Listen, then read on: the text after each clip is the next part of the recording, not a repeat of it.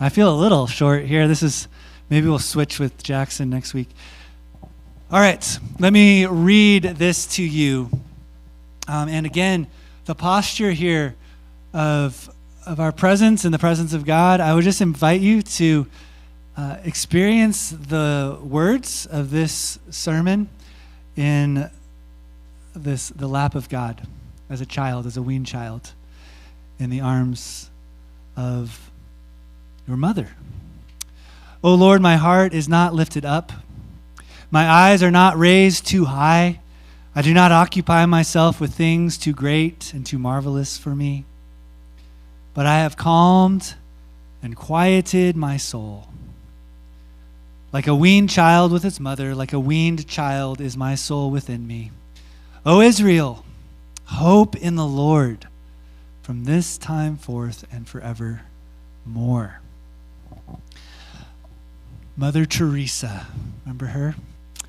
She was well known for a radical life, lived on the margins among the least of people in India, those who were considered untouchable, those who were dying and dying alone, dying in obscurity. And she placed herself in the midst of that obscurity and just was committed to honoring people at the last moments of their life as they died in obscurity. And of course, she became quite famous for this, and people from all around the world would visit her, want to come and be with her and learn from her and serve alongside of her and to be part of this work. And legend has it, again, I heard this somewhere, I have not verified it, okay, but it seems in the character of Mother Teresa. So legend has it that when you arrive to Mother Teresa's organization, her place with the dying, and you wanted to get involved and do an internship there or be a part of her organization, she started you at the bottom of her organization, which was in the office, doing budgets, administration, working with donors. You would come in and she would say, you need to learn and prove your faithfulness, your integrity, your character in the office. And if you prove that and you're faithful in that, then I will let you clean the office, empty the trash. And then if you're faithful there and your character is proven there, then I'll let you mop the floors of the common room.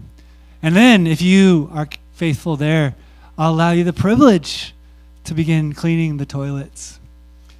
And then if you're faithful there, I'll let you sit with those dying, wash the wounds and the sores of people who are alone.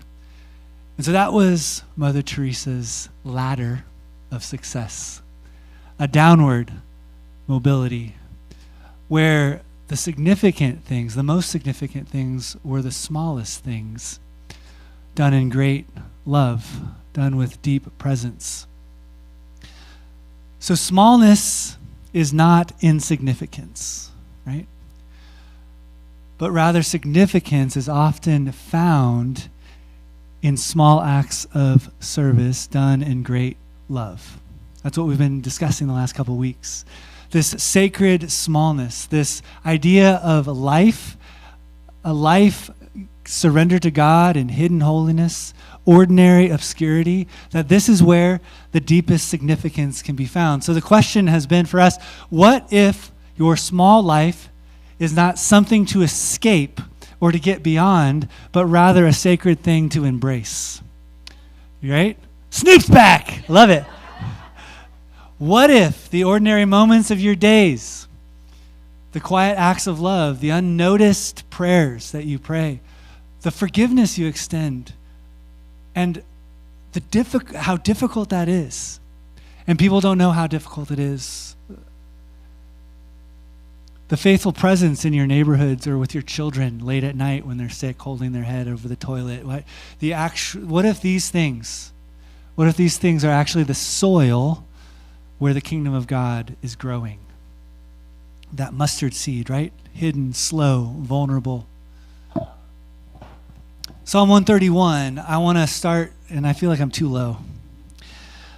I'm going to start where we began. This is Psalm 131, and sitting in the lap of God as a weaned child with their mother, safe, content, and deeply loved.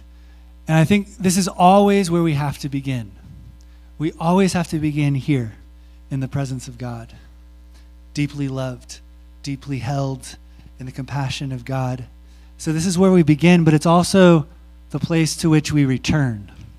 We return to the compassion, love, and mercy and provision of God. So this is our beginning and our ending, and it's also the middle of our existence. And so as we've gone through this series, maybe you are one of those whose eyes have been lifted too high, beyond your human limitations, right? You have sought acclaim, you have sought respect, you have sought admiration, you have sought influence, and you've gotten your sense of significance or your barometer of success based on how much influence, significance, how far your reach, how deep your impact has been. You have needed to be admired. You've needed to feel significant through influence and grand devotion and acts of greatness, large business success, great family dynamics, right? Whatever it may be. Maybe that's you. And maybe you found yourself, right, discontent with the smallness of your life. Like you find yourself constantly judged by the gap that exists between your ideal of what the perfect Christian life should be, or the perfect Christian family or marriage or whatever, the gap between your ideal and what is your reality, and you stand judged and you feel exhausted because you're constantly and consistently pursuing this end of the rainbow reality, ideal that you will never achieve, and you just are exhausted by it. So maybe even in this sermon series, the last couple of weeks, you felt like convicted by that, and maybe your response is a sense of like condemnation of yourself. I hope this isn't the case. But maybe your response is guilt and shame for your pride, for your hubris, for working so hard, and for the relationships that you've damaged in your pursuit of these things, the ways that you've used people to accomplish your goals, right? And the ways that they haven't gotten on with your dream or your ideal, your spouse didn't, your kids didn't. And so you've controlled them, you've condemned them, you've judged them, you've blamed God, and so you feel guilty, you feel shamed. That is not where you should go. Please don't go that way. Please don't go that way. That's where we often go. We say, well, I need to do better. I need to shrink. I've been proud. The tendency to guilt shame on yourself and guilt would be the incorrect response. It would break the heart of God, who holds you like a mother holds her child. That would break the heart of God. He's a parent that longs for you to return to the lap of his unconditional love, his loving gaze. So again, the call isn't to condemn yourself and strive for humility. The call is to return to the lap of your Father, the compassion of God. That God has compassion on you, and have compassion on yourself. Would you? Would you be kind to yourself? When you notice yourself condemning yourself and saying and shoulding yourself, I should not have done this, I should have done that. Would you receive God's compassionate embrace and take that posture of a weaned child? Compassion is where we start. Compassion is where we return. And compassion is where we're supposed to stay. Compassionate in the presence of God. So I realized as I was thinking about this, and actually Elise Martin helped me think this, because she listens to the sermons. Is she in here? She's in with the kids. She listens to sermons, and last week she's like, we just have to remember we're small, we're little, your life is small. And I was like, oh, I'm hearing this from a child, and I don't want the takeaway to be, you are a small little runt ant person, insignificant. And I don't know if that's how she received it, but there are people in this room that need to, that this invitation into smallness is an invitation into the fullness of who you are, to like expand and swell to the limits of your humanity. So some of us have a hard time going beyond our human limitations, and we strive after that. But others of us have been silenced or have shrunk back and have not lived into the fullness of our humanity, into the fullness of our gifting, right? And some of you, this is a result of maybe being traditionally silenced in spaces, right? I think of women in the church sometimes, in some churches, where they have a voice, they have a preaching gift, they have a prophetic gift, and maybe they've been silenced and marginalized, relegated to certain spheres, right, of the church. And so they've been silenced. I think of people of color. I think of people traditionally oppressed and silenced and made small. And so the invitation here is to grow into, take up space.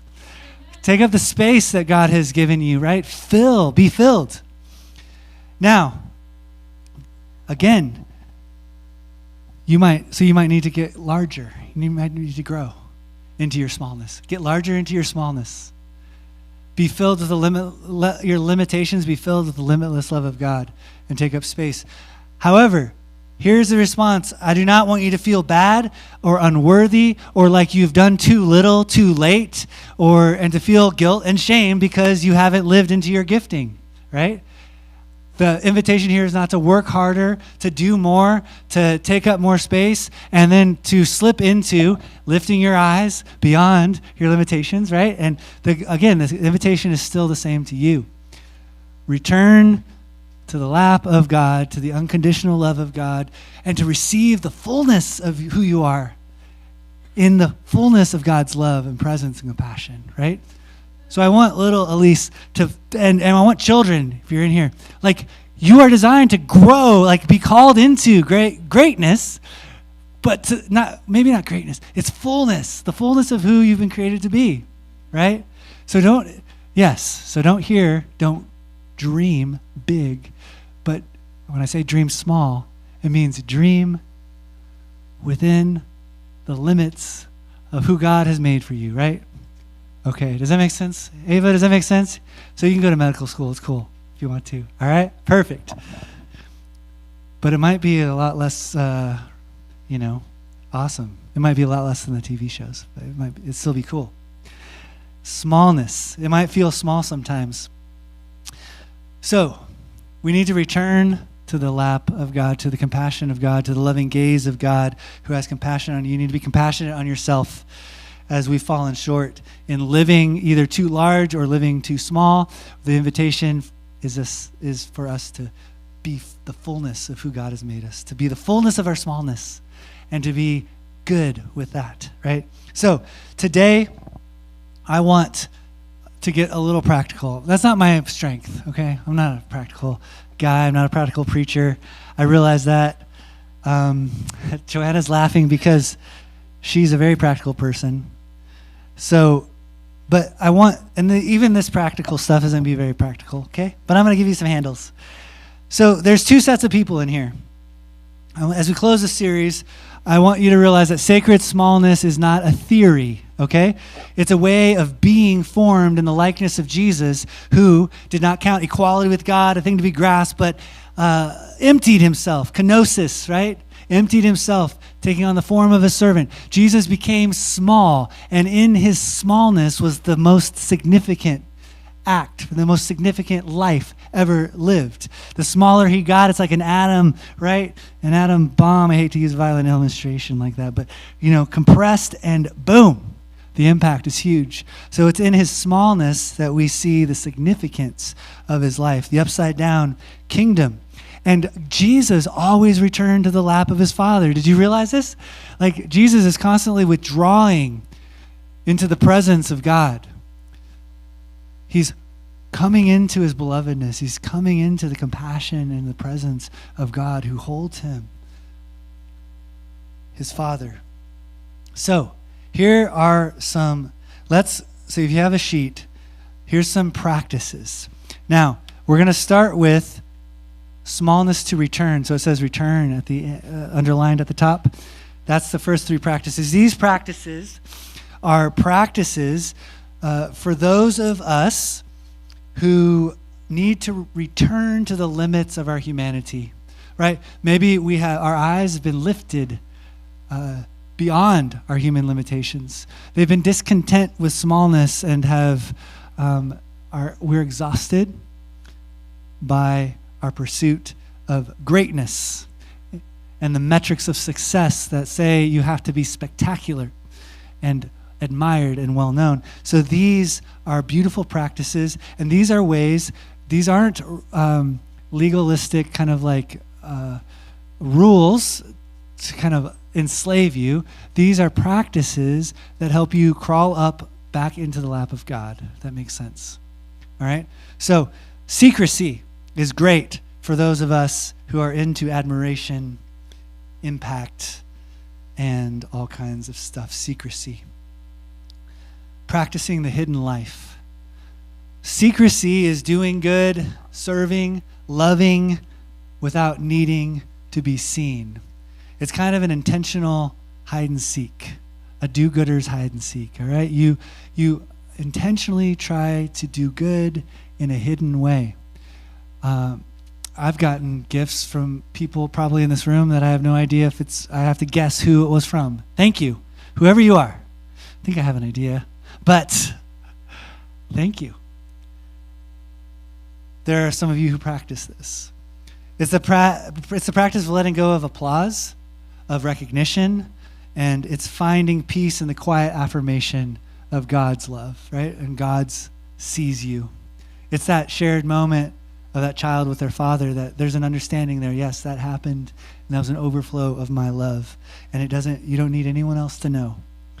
Let it be hidden, let it be holy. So you'll see some suggestions for that practice, but one is to choose one act of kindness this week that no one will know about, right? You can let it be hidden, let it be holy. And then you can just offer this prayer, Lord, I offer this to you, not for recognition, but out of love. All right, Sabbath. Sabbath is a practice of resistance. It's a resistance to a culture of productivity and consumption and activity. Sabbath says, my worth is not based on my production value, right? My worth is based on who I am, not what I do. Sabbath resists the consistent and constant demand to be productive and to be considered worthy based on your production, right? And we see this sometimes with our neighbors on the street, right? Like a lot of times the argument is, well, they're not producing. They're not productive members of society. And so why should they get certain things given to them, provided for them? So this is if you're kind of one of those strivers beyond the human limits, this is an invitation and a reminder that when you rest, you're not being lazy. All right? Yeah. Okay. You're not being lazy. Okay? You're confessing that God is God. You are not. So the world will continue to go even without you. Right? All right. Sabbath teaches us one last thing, because this is good. Sabbath teaches us that smallness is not a problem to fix. It's a gift to receive. All right? So on Sabbath, you can just say, hey, I realize, the world does go on without me. And that's actually a gift, because it feels too heavy to carry, right? Or my family or whatever. All right, third, silence. Now, silence. This has a lot of benefit, but silence makes space for God's voice. It also makes space for others' voice, and it causes you to retract yours, right? To become smaller intentionally, taking up less auditory space, right? But also, think about, this is a common scenario. I don't know if anyone struggles with it, but like if I start sharing a story about this reality, Love is Blind, right? That I was watching and I was binge watching and I was like, well, but I don't always watch, like I rarely watch, lately I just don't watch Netflix that much, but I was watching it the other night. And so, there's that disqualifier, right? I'm using my words to protect my image in your presence, right? To qualify, to explain, to make you feel better about me. And we do this with our words all the time. We slide in like, you won, you were a state champion? That's cool. Yeah, I remember when I was in the state championship, and it's a way to kind of like use our words to, because we're insecure, we need to fill that space. And we share. So the practice of silence is an intentional refrain from saying anything about ourselves, right? Good or bad. It's refraining from managing our reputation in front of others. To entrust our reputation to God. And sometimes you say something. Sometimes it's a not. You already said something. And it's a refusal to try to explain that or make someone or call back. Oh, when I was with you at coffee the other day, I kind of said this and I feel a lot of blah, blah, blah. That's less. It's often less about the person that you're concerned you offended, and more that person doesn't think that you're someone who offends. Right? You're trying to manage your reputation, not actually care for them. So just let it sit, and let the discomfort in your chest rise. All right? God will care for you. God will care for you. So there's some practical suggestions here for how to do that. Okay, so that's the first set of practices. Those are for cultivating and returning to the fullness of your limits, going beyond. And notice it's not a shrinking, but it's a returning to the fullness of who you are. Flip over. We've got cultivating sacred smallness to expand into the fullness of your limits, right? For those who've been silenced or diminished, the Spirit's invitation is to grow into the full humanity Christ has given you, to listen deeply, to remember faithfully, to say yes boldly, to walk courageously, pray prophetically, create freely, speak, be, take up space, grow into the fullness of who you are. So first, try praying the Psalms aloud. Maybe this gets your voice. This is like vocal practice, right? Warming up the voice muscles. You haven't been used to speaking in public. You haven't been used to speaking boldly. You haven't been used to complaining to God or to praising God or to doubting, right? Those things feel scary to you. Well, the Psalms give you a language to say these things out loud, give you courage to take up space in the world and to even space before God, and to start exercising your voice. So you want to pray it, say it out loud, believe its truth, and you can even say, my words matter to you, God.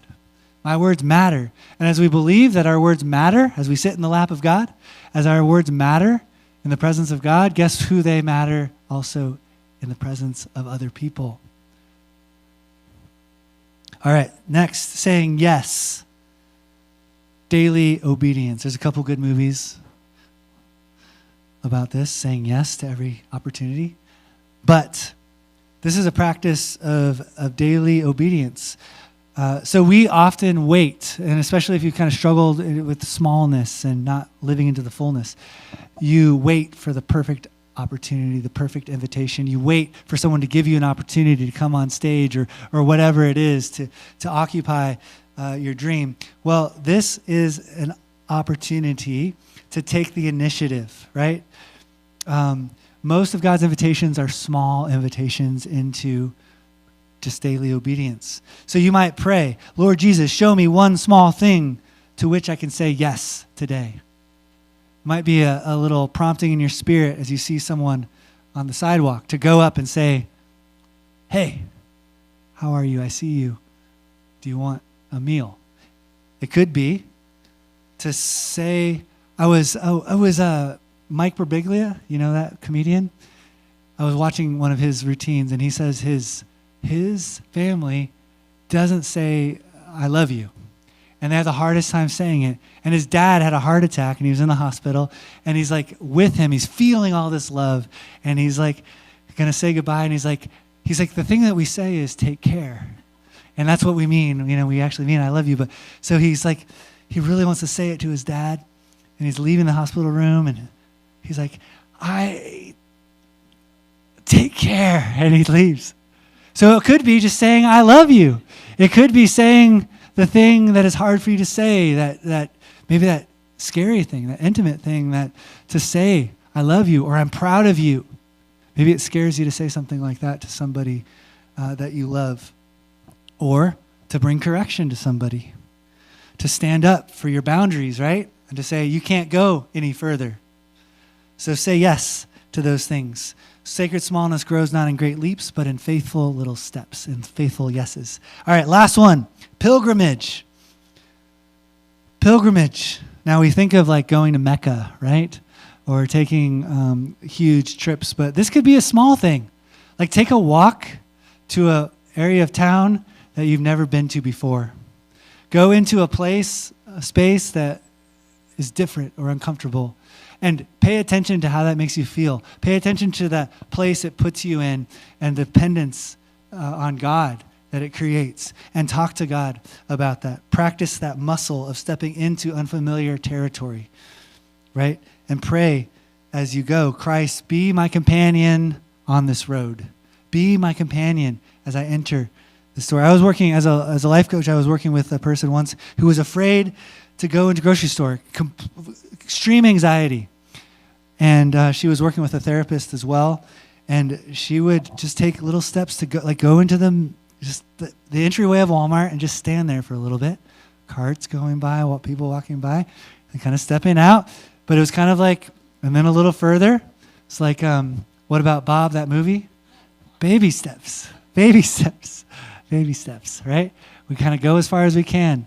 This is a pilgrimage. Go to the edge of your comfort and allow the fullness of your smallness to be filled, right?